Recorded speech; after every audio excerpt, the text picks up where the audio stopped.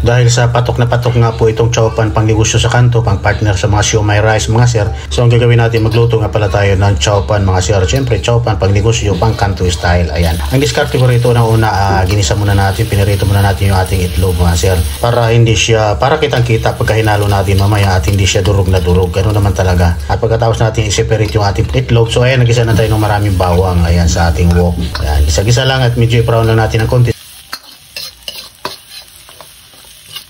Ilagay natin yung ating giniling. Pero kung walang giniling, walang available, okay lang. Pwede naman, depende na po sa diskarte yan mga sir. At syempre yung ating mixed vegetable na nabibili po natin sa supermarket. Kasi mas maigi yung nabibili sa supermarket, at least di ka na maghihiwa. So ayan, pag gisang-gisa na, ilagay na po natin yung ating bahaw, yung ating kanin. Kahit bagong luto, naglagay tayo rito ng magic sarap, oyster sauce, siyempre konting asin pampalasa mga sir. At ganyan lang, halu-haluin lang po natin siya. Dahan-dahan lang yung apoy para hindi masunog. At siyempre hayaan natin siya umusok ng umusok. At siyempre nag-addition na tayo rito ng konting soy sauce pang palasa po. So halu-haluin lang natin at hayaan lang natin. Huwag po lang natin masyadong lakasan yung apoy kasi alam naman natin na susunog. At pag lutong-luto na po yung ating fried rice, saka po natin ilagay yung ating onion leeks or spring onion. At syempre yung itlog na nakahiwalay natin kanina na niluto po natin, ilagay na po natin siya. So ayan, kita-kita na po yung itlog rito mga sir. At hayaan lang natin, maya-maya lang ng konti, mga ilang minuto, luto na po yung ating napakadali, napakasimple na chowpan kanto style mga sir. Pwede natin pang negosyo sa kanto. Ayan. At yan lang po, at maraming salamat sa ating mga followers dyan. At sa mga gustong umorder nitong ating wok na ginamit natin, ilalagay lang po natin sa comment section. Salamat.